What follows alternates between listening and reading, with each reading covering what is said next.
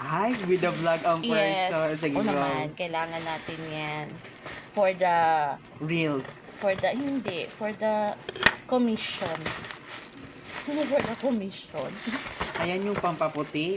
Ma'am Arms, i-try mo ko sa isa. Oh, sure. Sure, patry kita ng isa. Hindi, nagustuhan ko kasi talaga yung kanya. Yung, itong pan na to. Magkano yan? Oo, OA po, nakabubble. Hindi bubble, magbabago ka. Hindi OA lang masyado kasi sobrang laki. Oo. Ay, sorry po. Ay, sorry talaga. Ayan. Whitening. Paano yan? Alam nga naman, mag-demo ko dito na mag-toothbrush mo. Hindi. Bakit mo sa binili? Maganda siya actually kasi may baking soda siya. So, pampaputi siya ng ipin. Pero, bago pa lang siya ginagamit. Try mo? Go. So, yun siya. Ikaw, gusto mo mag-try? So, yun siya. 4 pieces. 300. Nakalimutan ko ng price. Basta nasa 300. And, yes, malaki siya. Tapos, di ba yung ibang 200 grams? And then, halal siya. Halal. Ito siya okay. Okay lang din. Alam mo, anong tawag dito? Di ba sa ibang toothpaste, kapag nag-toothbrush ka, nagadugo.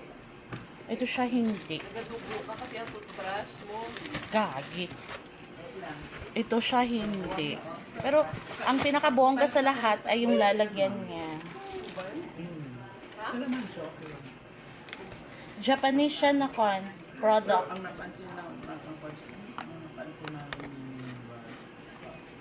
yung ginagamit namin siya yung Oh, may 84 pesos na lang.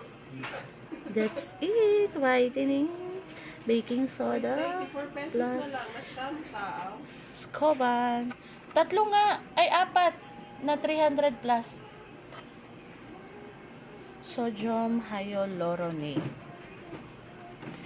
Ayan po. So, extra minty, fresh breath, ultra whitening technology, and ever. Whitening, removal of stains, helps reduce plaque. Cavity protection, helps strengthen teeth. Oo, meron yung violet. Ay, purple.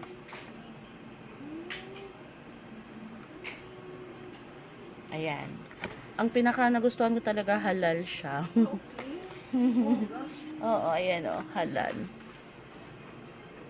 Ayan. So, that's it for today. Pina-try natin sa ating mga friend yung product. So, tingnan natin. Expiry. Matagal pa naman siya ma-expire. 2028 pa. Yun lang.